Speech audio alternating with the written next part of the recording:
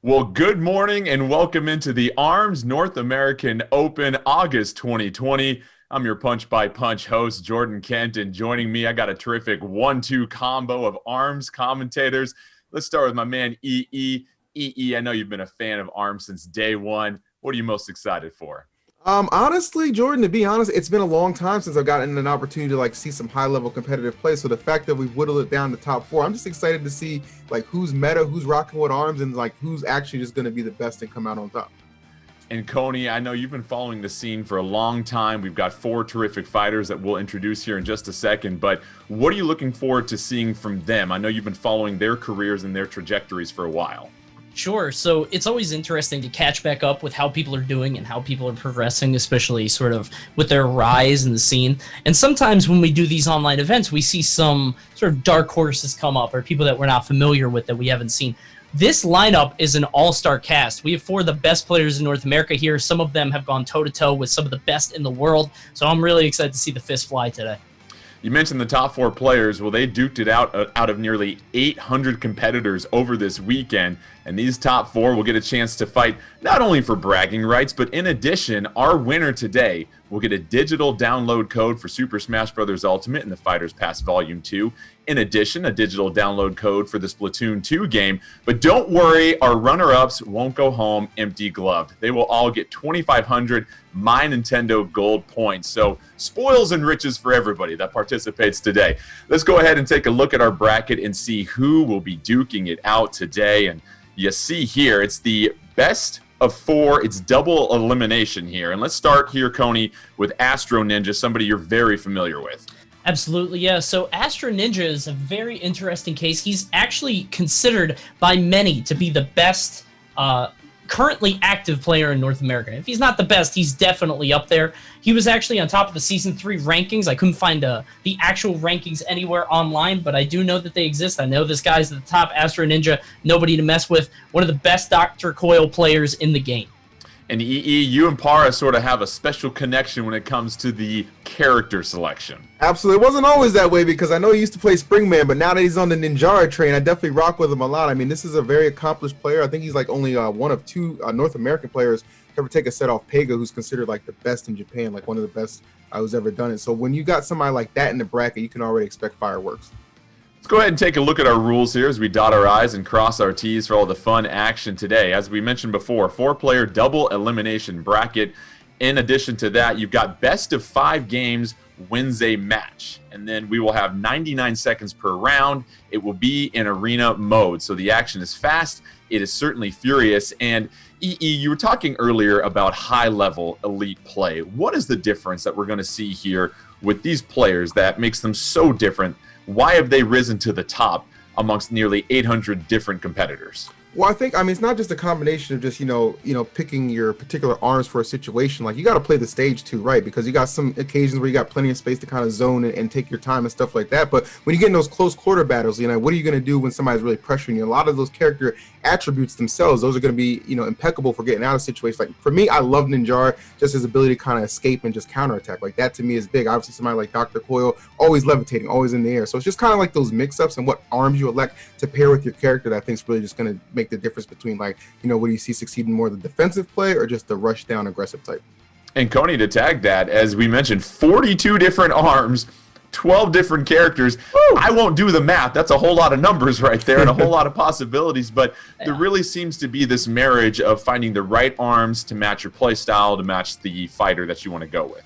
Sure. I mean, there are some arms that pair beautifully with certain characters. You have levitating characters like Twintel and Dr. Coil that really want to keep people at bay. Dr. Coil, of course, has that third arm that she can use at pretty much any time. So she wants to find things that can kind of keep people at a distance, and it kind of goes with what EE was saying, where you want to find the right stage for that, something with a lot of ground, a lot of space for you to back up and sort of play defensively. I think it's going to be interesting to see what these guys elect to choose, because what it really comes down to is it's a marriage of how heavy the arm is, whether it's light, medium, or heavy, what the function of the arm is, whether it's a blocking arm or it's a curve arm, it's a straight arm, and the character. So we're going to see a lot of different combinations here today. Really excited to see what we have. So much to break down, but it looks like we're getting ready for the action here. So let's go ahead and get you set for our very first match here in the ARMS North American Open, August 2020. We'll find out who our champion will be here very shortly as we get rolling here. A lot of excitement. As we mentioned, you'll have a set of curated stages to choose from that'll be randomly selected. EE, as you pointed out, these stages, there's a lot of things you have to factor in, so it's not just a plain vanilla stage every single time. And Coney, once again, every single character is going to have some special attributes that you need to use to your ability, but also if you're fighting against them, Coney, you need to be aware of what they can do to possibly turn the tide of a match.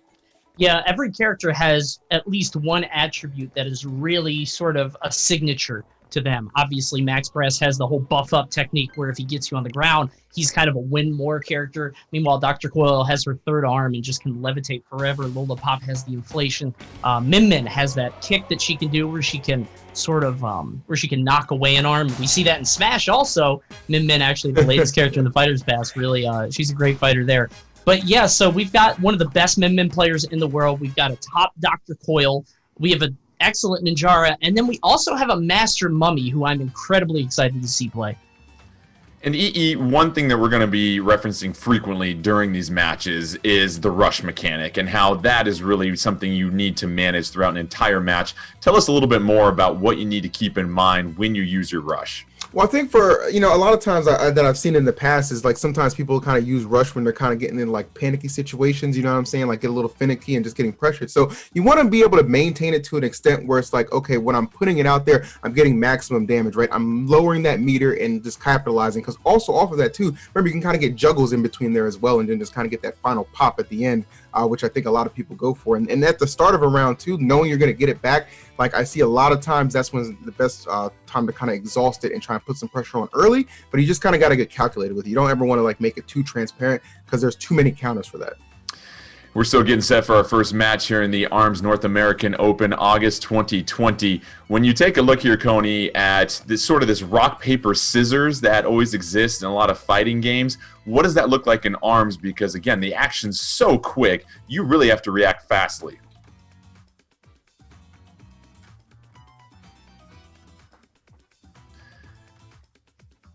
Looks like Coney's giving us a terrific explanation right now at this moment. Sorry about that, everybody. There we go, Coney. I'm sorry, my keyboard was click-clacking away. That's my fault. Didn't want to be rude. I was going to say, 2020 got Coney right there. I said the hottest stuff I've ever said. I'll never be able to repeat it. No. Dang, man. What I was saying is that it really is sort of a mix of a bunch of different things. So the weight of the arm is very important. Obviously, the heavy arms are much slower, but they can go through the lighter arms. The lighter arms are much quicker, and sometimes they can even get around. Like if it's a boomerang or one of the bird arms, they'll be able to sort of clock somebody in the side.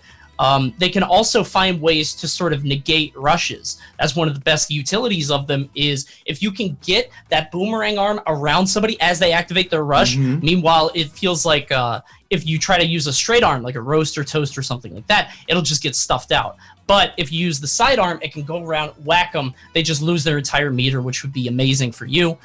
Just so many different sort of elements at play with these arms. Also, that's not even mentioning the elemental attributes. Obviously, you've got the electric, which disables your arms. You have the fire, which does a little bit more damage and causes knockdown. There are just so many things at play, and I'm really interested to see what these guys elect to do as we get into the tournament. Maybe we're going to see some adaptation down the line where they decide, okay, this arm isn't working for me, let me go with this one instead. Yeah, it's a really good point. And EE and ARMS, it really seems like being able to condition your opponent and read their recoveries and almost anticipate their movement is the key to being very successful. Oh yeah, I don't think there's kind of any question about that. That's one of the major things. Like that's why I think like stage dependency is like such a big deal as well, because you're always going to want to be looking for that high ground, right? And if you can kind of bait somebody into going for it, then you can kind of like taper your counterattack and your measures around that. All right, well, let's get the action started here. Astro Ninja versus Askew, and already early on, we have Askew with the grab here, Coney. Yeah, Askew is one of the top Min Min players, if not the top Min Min player on the planet. So you're going to see him sort of using that kick from Min Min, using that dragon arm where the left arm gets powered up until she gets knocked down or sort of grabbed. So we're going to have to see how he covers the space right now. Astro Ninja doing an excellent job of levitating with Dr. Coyle, using all that mobility, pops the rush, but gets grabbed right out of it. And EE, Astro Ninja airballing with the rush, and that's something that can really turn the tide of a match. Yeah, no doubt about it, and that's what I was talking about. You got to be, you know, pretty diligent and you know, pace yourself with that. Like right there, you just see that Astro going for it again, but just again the pressure. I think the problem is everybody's just really well prepared for it, and this is obviously the opening match. Might be some nerves, but we're seeing a pretty good, even contest to open things up. Askew just a couple of taps away from getting KO'd. Has to avoid the rush attack. Don't forget, chip damage will not KO you, so Askew trying to move right around. You see that charged left dragon. Misses with the throw. Dr. Coil disappearing, and how about that, Coney? Askew coming back from the ashes, rising up, and getting the unbelievable comeback on the brink.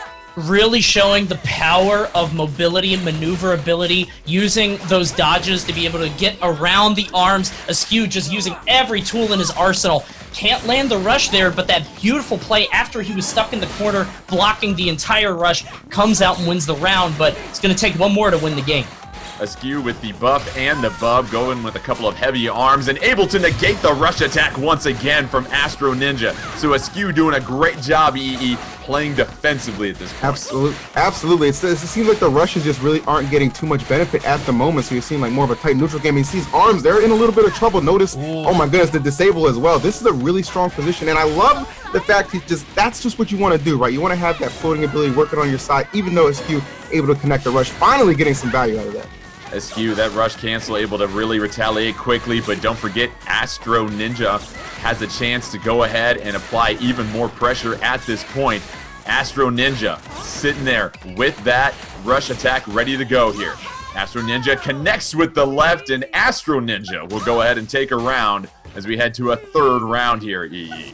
Yeah, looking pretty strong to honestly to kind of open things up. You don't want to let anybody just kind of blow you out the water with that 2-0 right away. So it's good to keep things on even footing. And then coming in this Astro Ninja with the rush, so you might be looking for him to kind of let that go immediately. Maybe try and get some value out of it and have another one in the wings. Gonna let it go right there. Yes, perfect timing, perfect execution, and there you go, getting some good damage. 250 coming out from Astro Ninja. Here comes the third arm as well too. That'll act as an additional toaster for Astro Ninja. Askew now is a rush attack ready to go, trying to apply some pressure in the corner, but that's going to be negated by Astro Ninja. And Coney, you see some of the warning signs pop up. Can Askew take advantage of it? Yeah, what we're noticing is that Askew is just not really landing these rush attacks. Astro Ninja is just playing so defensively, so much on his back foot, that it's really difficult for Askew to land those rushes. He is staying in the game because he's using that mobility just so well, using that dragon arm, getting that grab barely all the way through, but he needs to land this rush, I think, to be able to close it out. The rush is coming out from Astro Ninja, but it's not enough. Askew does a good job sniffing that out. Astro Ninja trying to apply even more pressure. Has to be careful. Askew with the rush attack ready to go. And you see EE cancels the throw to quickly throw out the rush attack. Now that's what I want to see, more good, concise rush play like that, right? That was far from being transparent and just took full advantage, and that created the opening to almost seal the deal. Yeah, it's going to pop back up, and there you go. Askew getting the job done.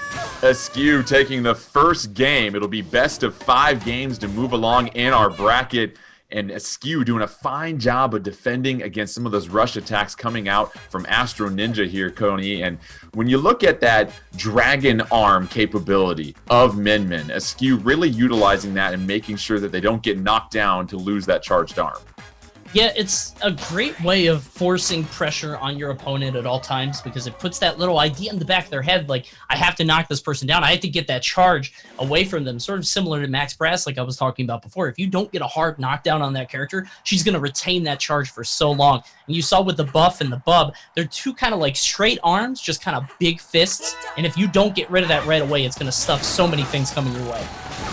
Triblast and Roaster coming out for Askew and Min Min. We take a look at Astro Ninja. Astro Ninja changing things up here with the Fun Chuck, as well as another toaster going once again. So, right now, Astro Ninja trying to find some positioning. We've got Ribbon Ring that we're taking all of our action right now. You know those boxes will pop up. They are destructible, but that's something that's another obstacle here at EE that our characters will have to navigate. Absolutely, and you see it right there already, just Dr. Coil getting that high ground. And, you don't tend to get it for too long, just given the nature of the stage, how it's always fluctuating, but it is something to take advantage of when you get the opportunity. So you just put yourself in a better position, and you just see Astro Ninja. I mean, he's already got the ability just floating over there. He's already put himself in a prime position, just one pixel away from destruction, and there it is. Astro Ninja, no issues whatsoever in that very first round. Now we take a look at Askew. Askew's gotten one game on Astro Ninja. Astro Ninja trying to tie things up here. Askew goes back to both the buff and the bub this time. Astro Ninja, no changes, worked last time. Now, we see the distance being taken by Minmin here, Coney, and Askew really trying to keep their distance, but making sure that those boxes don't come up and create another obstacle that they have to navigate.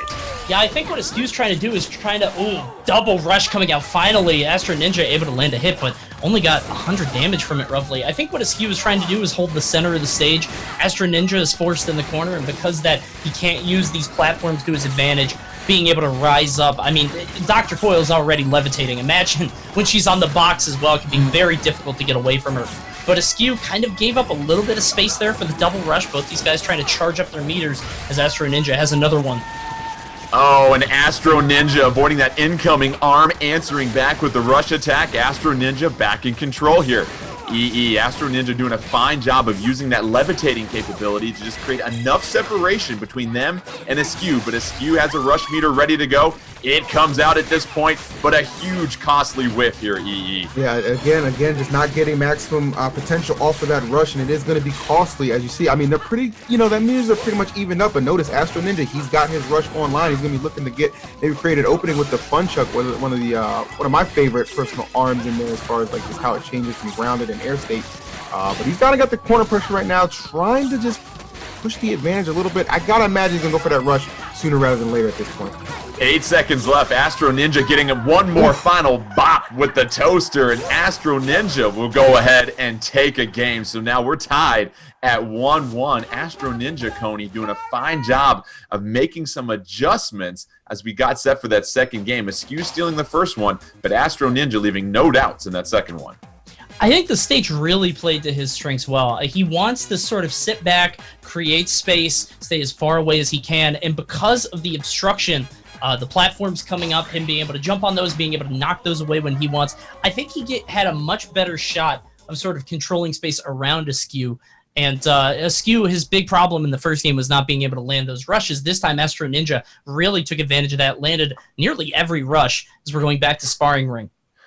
Sparring Ring, just your plain vanilla stage, nothing special, just pure competition that takes place in the heart of it. Take a look at the different arms that we have right now. Buff and Bub for Askew as he gets thrown right now by Astro Ninja. Astro Ninja going back with the Fun Chuck. We saw a lot of success in that second game. What do you like about the Fun Chuck?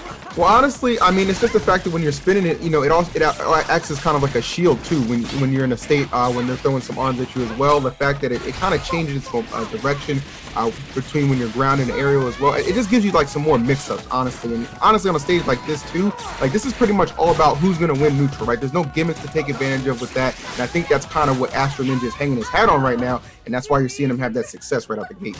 Astro Ninja carving up Askew that round, connecting with the rush attack, and then a 1-2-1-2 combo of that toaster and Fun Chuck. So Askew has really been knocked. Askew here, Coney. How do you get back on track? He's looking a little dizzy. I think this is the play. He needs to lock Astro Ninja down, put him in the corner where he's uncomfortable. You can see he's trying to lead his arms to the side, trying to catch the dashes and the levitation. But it's such a gamble there. He actually got 160 off the double hit, throws out the grab to burn up a little bit more meter. He's got to get this block out, and he does, so he's going to block that entire rush. I think he's playing this beautifully. He just has to constantly be holding forward and trying to put Astro Ninja in a compromised position. Askew gets the throw and a full rush meter to complement that. So Askew finding their bearings once again, getting a chance to retaliate. Astro Ninja trying to find some mobility. Gets bopped there. Another hit. Askew doing a fine job of landing some connections here. Askew looking to close this out, and does with the right-handed buff. So very impressive performance from Askew to bounce back into this one.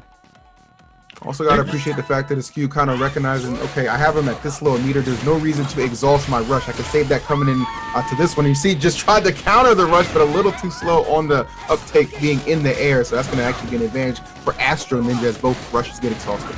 Astro Ninja brings out the Tri-Blast to the party. Askew has got the Bub as well as the Roaster. 78 seconds left. Askew trying to avoid some of these. Askew, great counter there, Coney, able to get back in control and regain neutral. Beautifully done, and you can just see these guys so evenly matched. That's why we're here in the final round. Whoever takes this is going to take the whole set, and both of these guys just playing to their ability so hard. You can see Askew trying to farm that rush. He's trying to be able to counter rush. When Astro Ninja lets it go, he gets the combo off of the hit, and he's going to combo that into a rush and get the win. You could see Askew was a little desperate there. He was throwing out arms, trying to get a rush of his own just in case something like that was about to happen. But Astro Ninja is able to pull the trigger a little bit earlier, and he's going to take it. Astro Ninja taking the second game, so a 2-1 lead in this match, EE, but as Coney described, just a beautiful combo. You saw the explosion coming from the Tri-Blast, which led perfectly into the rush attack. I mean, that was just a straight up hog play, right? You know what I mean? Like, that just kind of made your jaw drop for a second, because it's like you're looking for those kind of follow-ups, and then when the opportunity finally presents yourself, an opportunity to just kind of close out the round, put yourself up 2-1. I mean, he couldn't have played that any more perfectly. Yeah. So Astro Ninja bouncing back after dropping that first game has taken 2 games in a row. We now head to the Mausoleum, where of course in the middle, if that platform breaks, there will be a trampoline, so we'll have fun if that eventually shatters. Let's go ahead and pick it up. Askew not really looking to change anything too much. Continues to go here. Astro Ninja going against Askew. Astro Ninja got a full rush meter at this point. Trying to launch out that Tri-Blast. No luck at this point. But then here comes a rush attack and another combo here, Coney. Got him all the way once more with the full rush. You can see Askew doing what he can. He has the rush of his own, so we're going to have to see how he responds. But do you hold it? No, he's going to let it go. I was wondering if he was going to try to hold it for the next one, but not quite. Tries to let it rip, but it's not going to land. And I think Askew, all he needs to do here is just farm as much rush as he can for the next. I think that's why he's throwing out so many grabs, because grabs do give you the double arm, sort of the rush farming. And I think he knows this might be sort of a lost cause. Yeah, that rush is going to go out, and Astro Ninja's going to take that round.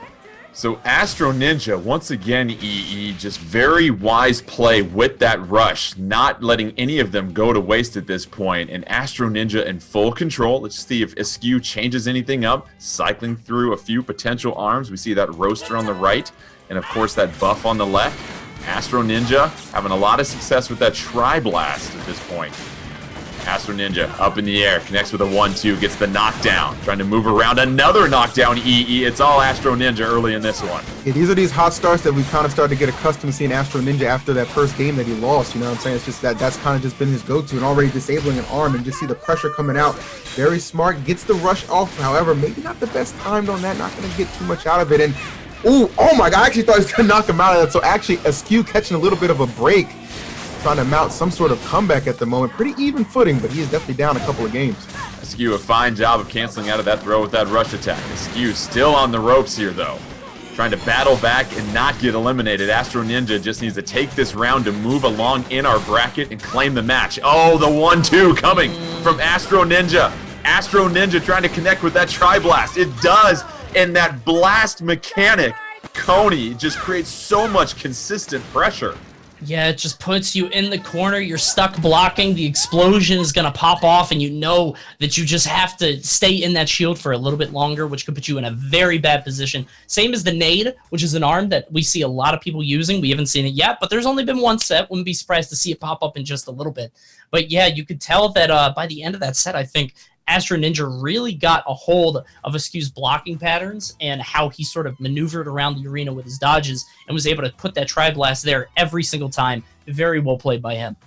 Yeah, and Astro Ninja, EE, what about just the job they did? You go ahead and you lose the first game, but you get your bearings, and we talked about the adjustments that you make, and we saw a change in gloves. The double toaster at the beginning, where you drop the first game, then you finally throw in the Fun Chuck as well as the Tri-Blast to mix things up. I think those mix-ups too are where he saw a lot of success, because essentially, you know, as Coney pointed out, he was just kind of like had a good lock for his movement and where he was trying to go. So a lot, you know, you get the Fun Chuck out there along with the Tri-Blast. Those are good cutoff options, right? Those are good pressure options as well. So it really enabled him to just start to kind of mount the comeback. And really, Askew performed well, but didn't really have a consistent answer. You know what I'm saying? A lot of whiff rushes and opportunities lost that Astro Ninja did not let it get away from him.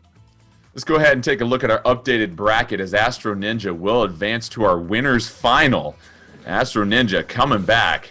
Takes 3-1 actually over Askew, and we'll move along. And then up next we have Para taking on Slosher Whalelord. So if you're a fan of Splatoon and Pokemon, you'll figure out what that means right there. But already, Astro Ninja adding to the impressive resume, as we mentioned before. Dr. Coil, such a difficult opponent to face off against in addition. Sure. But you talk about the adjustments here.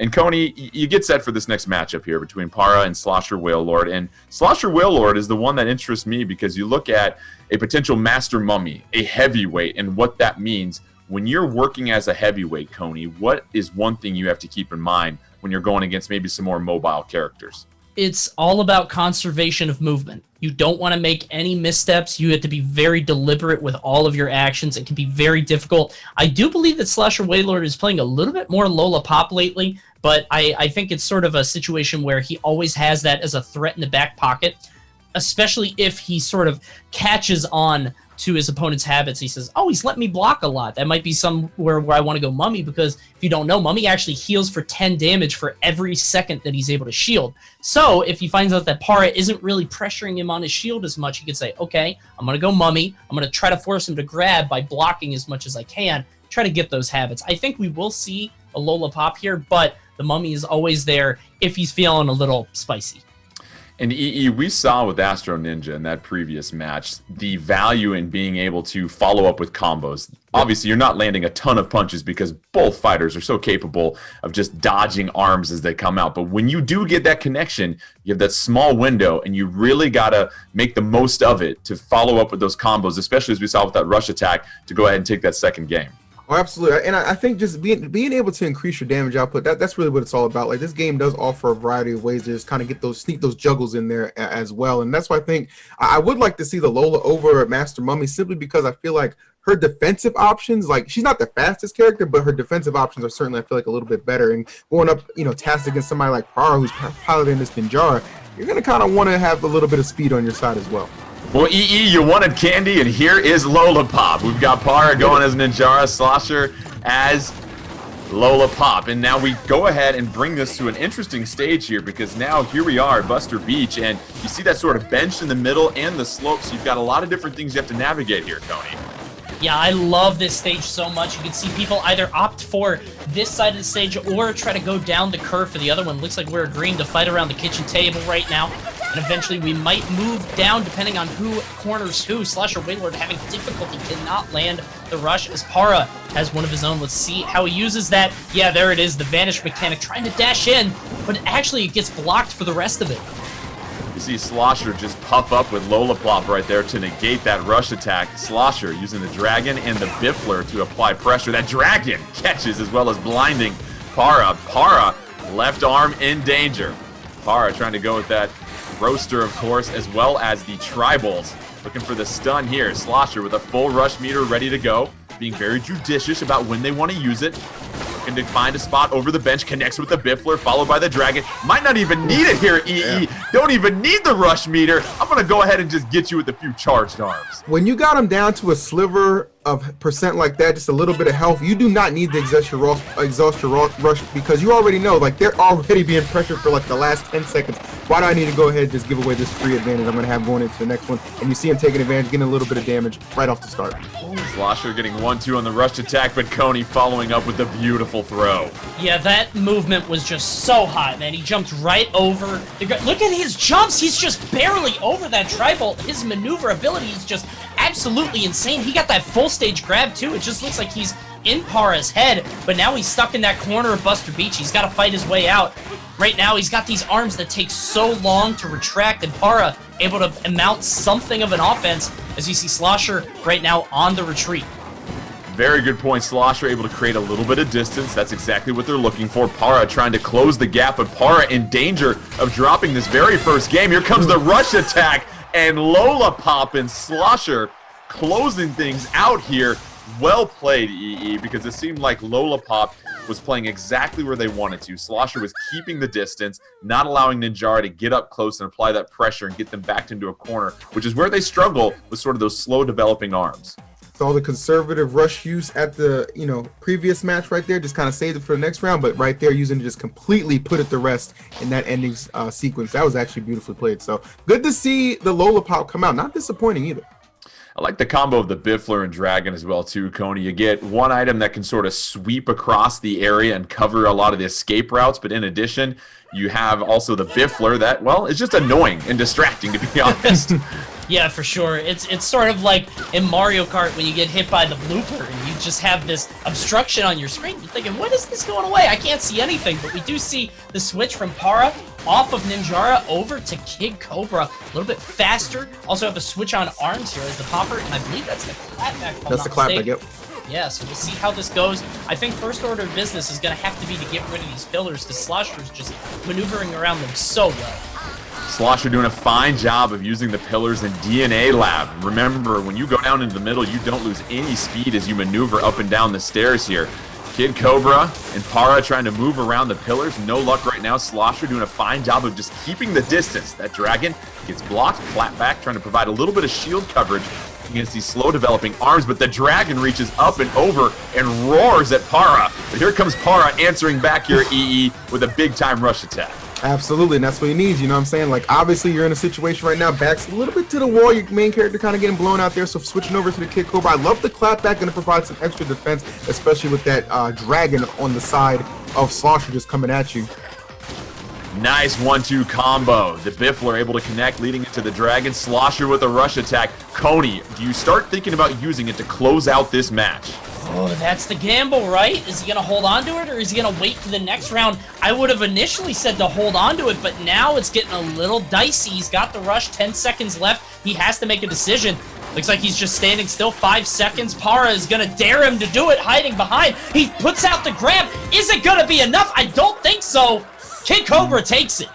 Just like you said, the throw was just a little too late. You know, got some damage, but wasn't enough. And interesting, we'll look back at that. Slosher choosing to hang on to the rush attack with about 10 seconds left. And here Para answers with one, 305, 320 EE to get the party started. I'm saying, I mean, that's just got to be frustrating to lose the round that previous way because he's sitting behind that pillar. I think it takes like 3 hits to knock him down. So yeah, he kind of had that in his back pocket. Like, he knew where that clock was. So very good time management on his part to keep himself in the lead. And yeah, see a pretty even game developing on this one, though. I'm seeing Para start to make a few strides here, trying to approach with the clapback in the lead to provide some extra protection. But it's just so hard to get in on Slosher.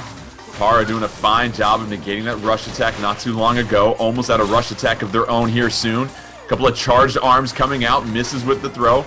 Para getting Lollipop in the corner with the throw. That Kid Cobra throw, remember, 175. Lollipop trying to answer back with the rush attack and does, but Para turns the tables with a rush attack of their own and will go ahead and take this game.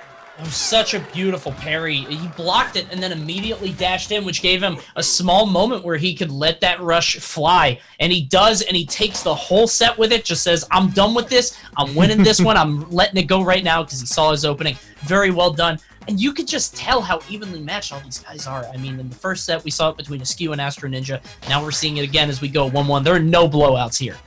In the E, we saw the switch to Kid Cobra. Going from Ninjara to Kid Cobra, you wonder now if Slosher's going to make an adjustment with Lollipop, whether it's the arms that we're going to see or the character choice. Let's go ahead and find out. We'll revisit things once again at DNA Lab. No, let's go ahead and run it back here. Same arms, same characters. Let's do this thing. Slosher, keep in mind, hung on to a rush attack when they were almost at the verge of stealing a round. Yes. So we'll see if Slosher tries to be a little bit more aggressive here, E.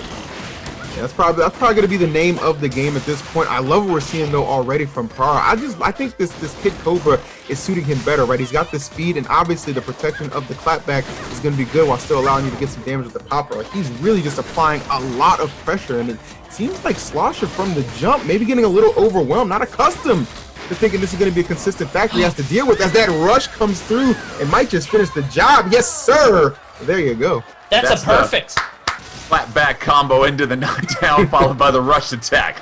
Beautifully executed by Para and Coney. It was all Para at the beginning, and it really seems like the difference in aerial mobility you get with Kid Cobra and then the choice to go with the clapback has been the difference in this match so far. So much I mean, just as you say it, man, the clapback just saved him from that rush there. He actually got a perfect in the first round, and Slosher, you have to wonder if his momentum's sort of stalling a little bit as Para is just showing a dominant performance here.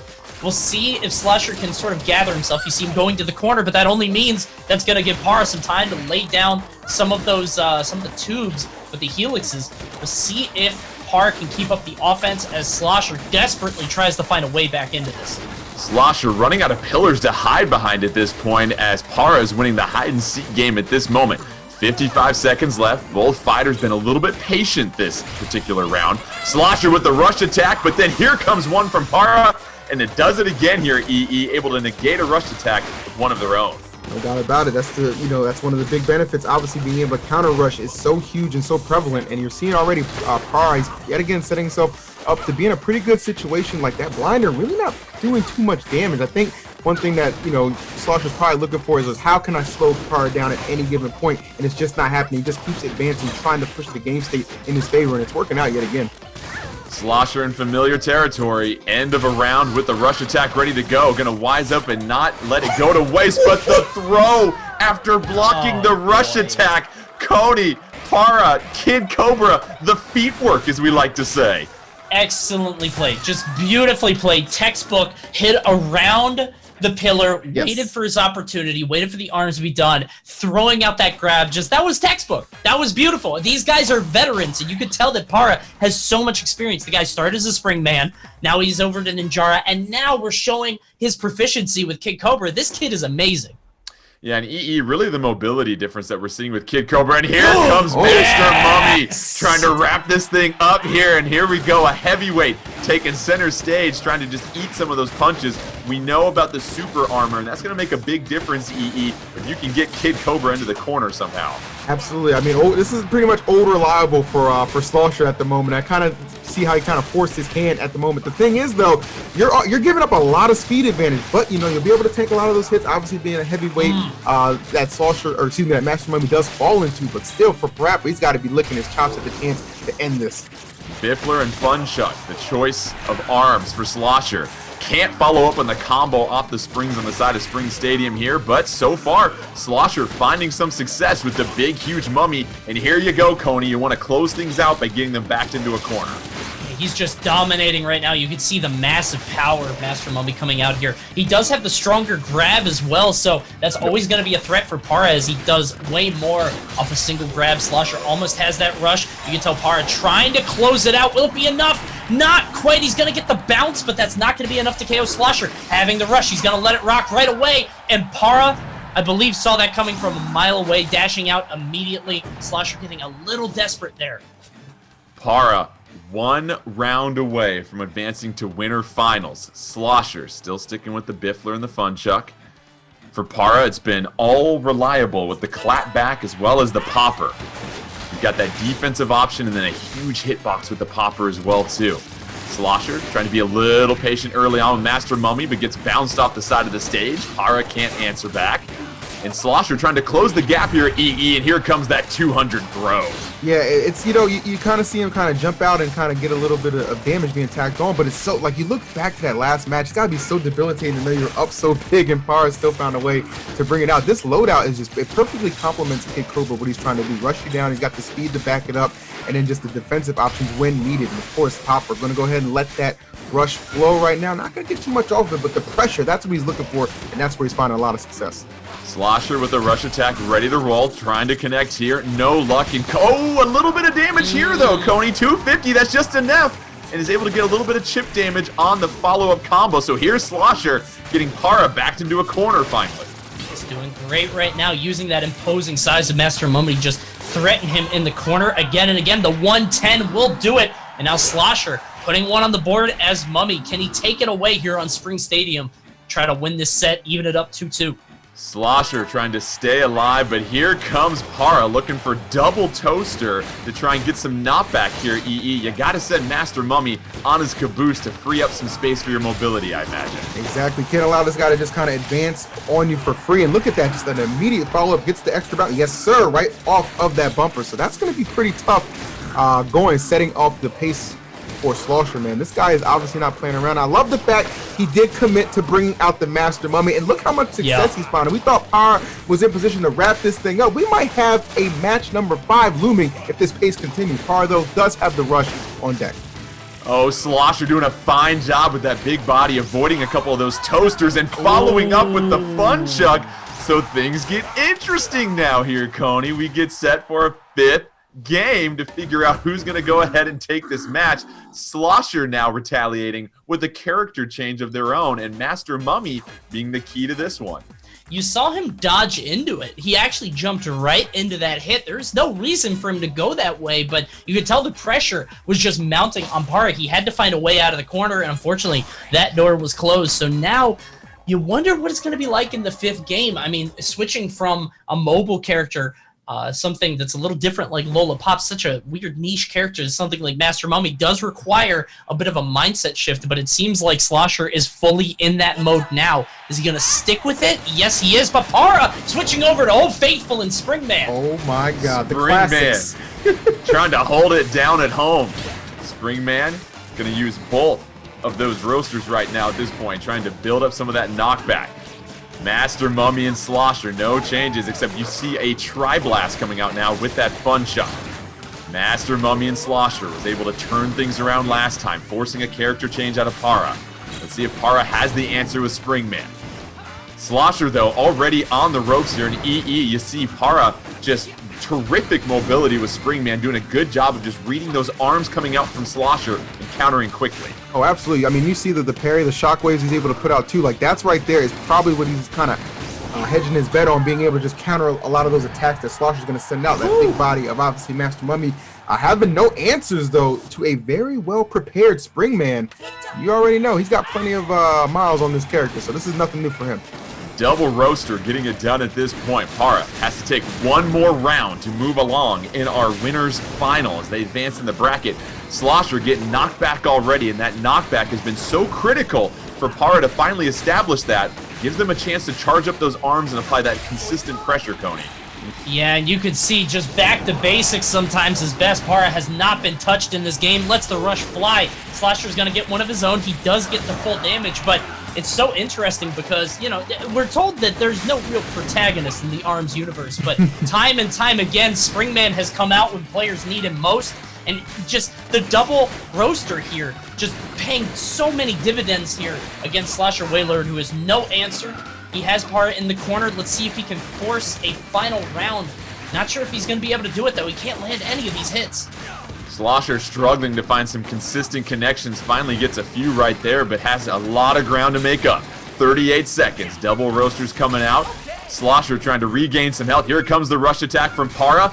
Unable to do much there, though, and a rush attack coming from Slosher. Can they connect? No, they don't. You see both those arms in trouble for Para, and it's going to be Para here, EE, answering back with Springman, finding all the solutions with those double roasters and moving on. I will give Slosher a lot of credit. He hung in there a little longer than I was expecting, especially after that previous game that we saw Springman making his debut. But it was pretty clear, like Para, like he's shown to be an expert class in multiple ARMS characters. I think that's something that's really going to help him throughout this bracket. I believe he just qualified for winners final, so obviously doing something correctly. A terrific match we saw go down to the 5th and final game here, Coney, and what you really see is the character balance in ARMS. Yeah. We saw 5 different characters, I think, if I was counting correctly, during that entire match. Yeah, you saw Para switch over to 3 different characters throughout the set. I mean, starting off with Ninjara, then over to Kid Cobra, and finally ending things with Springman. Being able to have that level of adaptability to be able to shift as much as he is no small feat. And it's interesting because you see some players that will just do that will sort of shift depending on what they need. And you have some players like Astro Ninja that just has the one, right? He's just playing Dr. Coil. I'm sure he could play other characters at a proficient level, but why do it when Dr. Coil just does so many things that you need? It's super interesting to see how these guys sort of hedge their bets in terms of bringing their best character forward into a set. Let's go ahead and take a look at the updated bracket here as we've completed our second match. And so now we have our winners final set. Astro Ninja versus Para. You'll see Askew and Slosher Wailord in those loser semifinals. So up next, we will have our winners final. We'll find out who will take the first seat in the grand finals. And to Coney's point here, EE, you saw Dr. Coil with Astro Ninja really do a fine job of retaking control of that match against Askew. But for Para, really, you have so many different characters you can go with, so many different variables, so it will be interesting, I imagine, to see how Para answers the consistency of Astro Ninja as we get set for grand finals. I think for Par, it's going to be a lot of maybe trial and error at the start, just knowing that you do have a couple of different options to kind of throw. Right now, Astro Ninja, he's just giving you one look with the Dr. Coil, and for good reason. She pretty much has everything you could ask for in a character, obviously, and you can customize and have your arms suited for whatever kind of battle you're going up against. But for me, I think Par, I would love to see him kind of start with the Kid Cobra right off the bat. I think that might be like his best option. I appreciate his loadout with the clapback and the pop, but we'll see. You never quite know what somebody has. Maybe he'll have a fourth character for us to check out as well. Like with this guy, you never know. Yeah. Well, let's head to the scrapyard. You have a nice little balance of some undulation. You see the higher ground on one side of the square and then the two pillars in the middle. So a lot of things going on in the scrapyard here, home of Mechanica. But we see those double roasters coming out for Ninjara early on, double toasters for Astro Ninja. So both characters, both fighters here, Coney, really liking that fire attribute. Yeah, they just want to go for the straight arms. They don't want to go for anything that's kind of curving. They just kind of want to play this honest game. And you saw it pay very well for Para in that last game when he just went the double roasters against Slusher Whaler. And so we'll see if he can do it again. Right now, Astro Ninja controlling the high ground. Para going to take a breather behind that pillar as it should fall in just a second. But this is kind of a slow first match. I would not be surprised if this one actually went to time with 53 seconds left. I was going to say, both fighters really patient about hopping into the pool here. Yeah. You see they are still well above 75% health. They both have a rush meter ready to go. You figure that'll engage some of the aggression, but they're perfectly content just waiting away, and even both rush meters come out. They're just boxing in air here, EE. We're waiting for somebody to connect a punch. Yeah, really, because at the start of things, like, it doesn't, I feel like on this stage, like, yeah, high ground is a thing, but because of the pillars you have early on, it doesn't necessarily give you the biggest of advantages, and that's kind of helped. Just the delay and getting rid of them has kind of delayed us actually getting this some really good aggression. Now you see the last 20 seconds, some hits finally starting to connect, but I got a feeling this one might be going down to time. It looks like Astro Ninja is going to be on the receiving end of a W if it continues this course, and you might be electing to just hold on to that rush as well. No reason to exhaust it, and I think we're going to see a pretty safe decision here. Yeah, Astro Ninja doing a fine job of just waiting out Para and just getting enough connections that they needed to. And so Astro Ninja will go ahead, sit back, and cackle as the sands pour out of the time glass here. And now we'll get set for our second round. Astro Ninja taking the first one courtesy of time. You wonder if Para here, Coney, will start to attack a little bit more aggressive early on, not wait for about the 45-second mark. It's tough because it's such a big stage. Astro Ninja has shown that he can just control that space so well. They were going blow for blow early on, even up to those rushes. I mean, Astro Ninja, I think, engaged in a rush, and then Para immediately did the counter rush to block it. But I think Astro Ninja is just very slowly outpacing Para. And even when Para tries to chase him down, as you can see him going to the high ground, Astro Ninja is holding back, using that third arm, levitating, just not giving him any room, and even grabbing him out of the rush. Astro Ninja throwing Para out of the rush attack, and it is all Astro Ninja at this point, EE. I don't even think Astro Ninja has been touched at this moment. Such a large stage, once again, really puts Para in a difficult position. Yeah, no doubt about it. And just look at where he elects to attack from, always making sure he's maintaining that high ground situational advantage, and I think that's one thing that Para has yet to be able to overcome, and it's really hard to do because you're essentially forced in a position. You have to commit right now. You're the one with just a chunk of health left, as Astro Ninja's sitting pretty. We're still not even sure this man has been touched at the moment. I mean, I'm just trying to get something to connect at the current time, but Astro Ninja may ain't having none of it. Astro Ninja still fresh as a daisy, hasn't been touched yet. Here comes the rush attack by Para, but clearly outspacing that. There's a little bit of chip damage at that point. So Astro Ninja just perfectly content to sit up high and might even go for the rush attack to put the icing on this one, but doesn't, and it's going to be all Astro Ninja as time runs out. So two matches that go the full 99 seconds, but Coney, sometimes it doesn't matter if you get a KO, you just got to wait out your opponent. Yeah, that was just big BM at the end. Pops the rush, doesn't even throw a punch, just to assert dominance there, and you saw Para just out of something. Give me something. Please let this rush connect. I think that was a mix of a very bad stage for Ninjara in that matchup specifically, and a very good character from Astro Ninja playing Dr. Coil, widely considered to be the best character in the game. I think it's uncontested. And I think he just played to Dr. Coil's strength so well, playing backward, playing defensively. We'll see if things go any differently here at DNA Lab. DNA Lab, smaller stage, less room to hide here, but Astro Ninja Using some of those pillars early on for some protection, throwing those arms around him as well too. Not any changes in the arms that we see, double roasters, double toasters respectively. Astro Ninja getting bopped just a second ago, and EE, you really have to credit Astro Ninja for their capability to just avoid getting hit regardless of the stage. Oh, absolutely. I mean, I think Astro Ninja's evasion, being able to be so evasive is something that's just clearly going to carry him even further. And the fact that, look how he's just kind of playing around these pillars right here on DNA Lab as well. Like, he's just somebody who just takes his time. He's already got his rush ready to go, and you can pretty much guarantee when he lets it whip, he's going to get some value out of it, unless, of course, he just doesn't, but that's okay. The point is, though, still playing a very solid game. Para doing a good job of knocking Astro Ninja out of that rush attack. Para has a rush attack ready to go, unleashes it, and finally able to connect here, Coney, and put a little pressure on Astro Ninja. I was just about to say, he needs to let that go because rush economy is so important in this game. If you don't let it go and start working on another one, the opponent could get 2, sometimes even 3 rushes before you even get the single one out if you're a little bit too discerning about when you want to pull the trigger. Astro Ninja playing a little bit more offensively now, backing Para into the corner. We have not seen this from him yet, changing up his style. He does have the rush, but Para is working on one of his own.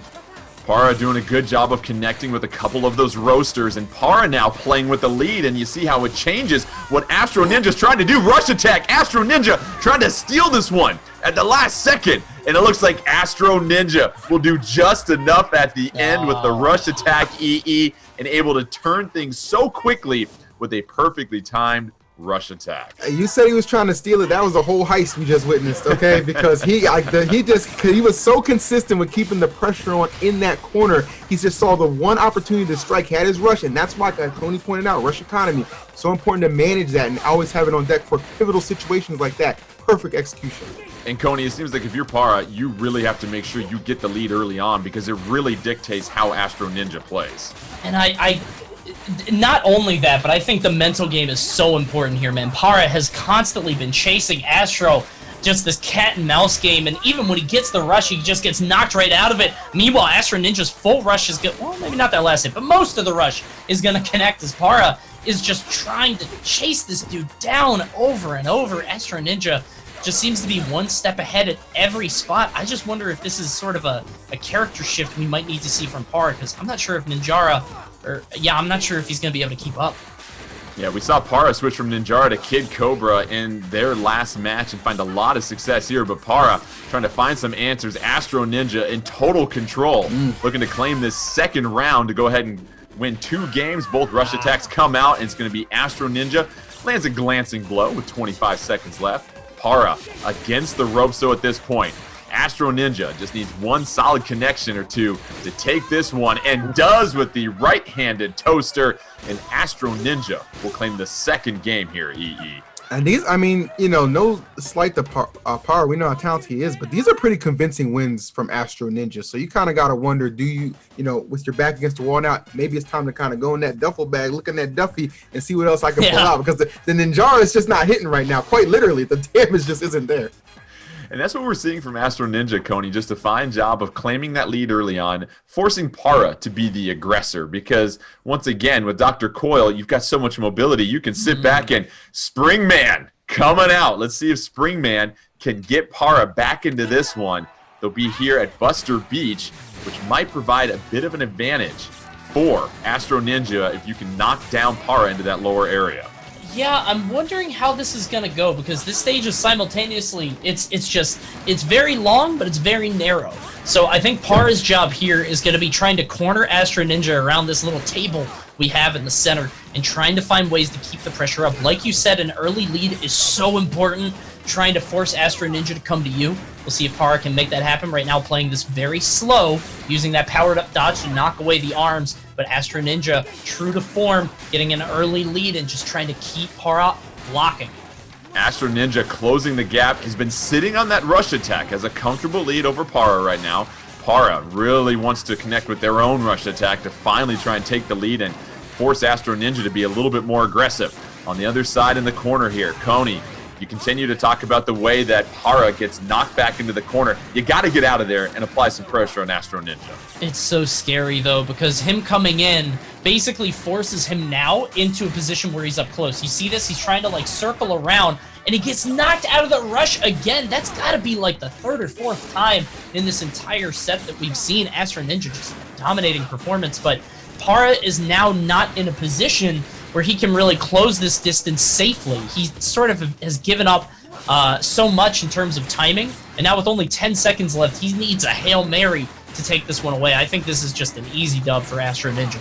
Yeah, Astro Ninja here, EE, as this one closed out, has no problem at all just sitting on that rush attack and wants to utilize that to take the quick lead in this second round. So Astro Ninja, EE, just one round away from moving on to grand finals. Yeah, we've seen a lot of these contests, Jordan, go down to the wire, and it's been incredible. But for this one, for our winners finals of all things, like, it has just been a dominant performance from Astro Ninja, and I think he's just about ready to put this one to bed. You know, kudos to Para. He's fighting as hard as he can, but it's just no openings being presented. That's the thing, that he's been sitting on these rush attempts that just have not been successful. So when all your abilities are just in attempts are pretty much futile at this point, it's like, where do I go from here?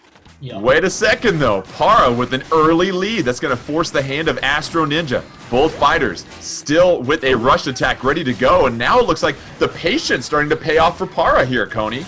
Yeah, he's looking good. The problem is that Astro Ninja's shown he's got a couple different forms, but this first one seems to be under control, at least thus far for Para. He's going to want to try to have some kind of combo into a rush, but it can be hard with the double roaster. Tried to guess on the left dash. It's not going to come out, but no harm, no foul. Doesn't land, doesn't get hit himself. 50 seconds left on the clock. Para has not been touched outside of a bit of chip damage. This is looking very strong for him. Para, once again, another knockdown with the roaster. So Para able to create a little bit more space and doing a good job of reading Astro Ninja. Astro Ninja still waiting on that rush attack, choosing when to use it. Might wait until the next round when they have a little bit more of an even advantage. Has no problem maybe giving up this round here, EE, because you know that third one, you've got a rush attack ready to roll. Exactly, and I think, you know, just given the nature of how this set has progressed, you know, Astro Ninja, there's no reason to have any shortage of confidence. You might drop the round right now, but still, you know that coming into that third one, you should be the favorite. You should be the one in the advantageous situation. So you're going to go ahead and probably see both these guys just elect to just hold on to those rushes. Yeah, obviously, Para has no reason to let his go. Astro Ninja having no reason to let his go. And we're just going to get to that third game. Both fighters dancing out the final song of this one as we get set for the third round. So Astro Ninja, a victory here will move them along to grand finals. For Para, a win means you force a game 4. Astro Ninja has yet to use a rush attack in this entire game at this point. Para still sitting in the corner, and we saw Para really make the change of being a little bit more patient and being able to connect with some of those charge roasters while perfectly reading Astro Ninja. And we see the same thing again here, Coney. I think he's super buckled down here. He's not going for anything crazy. He's playing Astro Ninja's game, and currently he's beating him at it. Neither of these rushes being used, but Para is just guessing where Astro Ninja is going to go and then knocking him every time. Astro Ninja now forced on the offensive. You can see him levitating in somewhat, but still these rushes are being held until Para lets it rip. He's going to get 320 from it, and he needs to farm another one because Astro Ninja is going to be swinging in just a second. Oh, Para could really harvest a rush attack at this point, and Astro Ninja with a terrific follow-up, 330, and now both fighters have to be aggressive. A critical game is at stake here. Astro Ninja wants to move along. Para wants to keep things rolling here, and now we see more of the arms coming out here, EE. Oh man, Para was looking like the greatest underdog story that we've seen of the day so far, but Astro Ninja has quickly gone ahead and just kind of usurped him, and now just a little bit of percent left on him. It's going to be a clean down to the wire finish, and Astro Ninja, keep in mind, has that rush, but so does Para, so anybody who lets that thing fling first could be the victor in this situation. 14 seconds left. Both characters with their rush attack ready to go. It's going to be Para unleashing it. Misses, though, so Astro Ninja can just sit back and unleash an assault at this point, and it'll be Astro Ninja 3-0 moving on to grand finals, but Para gave us one heck of an effort down the stretch there, Coney. That was such an uncomfortable position for Para, as you saw there. He needed to land one final hit. You don't normally want to challenge a rush in that kind of scenario. You want to block, wait it out, take your chip damage, but, you know, not try to go for anything. But with the timer being what it was, he was forced to act. You could tell that Astro Ninja really forced his hand there, and Para he just couldn't land that final hit to knock him out of the rush. Heartbreaker. That last game, we could see Para beginning to be so much stronger. He finally seemed to figure it out, but just was not quite enough. Astro Ninja takes the set. Coney, I appreciate all of the arm expressions right there with block and rush and everything. I'm feeling it, bro. I'm just like, I'm all over the place. I love it. I love it. Let's take a look at the updated bracket here as we finally have our first spot in Grand Finals filled. That'll be Astro Ninja waltzing along. That'll send Para to Losers Final. We'll take a break right now, but when we come back, it'll be Askew versus Slosher Whalelord as we figure out who will be facing off against Para in Losers Finals. You're checking out the ARMS North American Open, August 2020. We'll be back in a moment.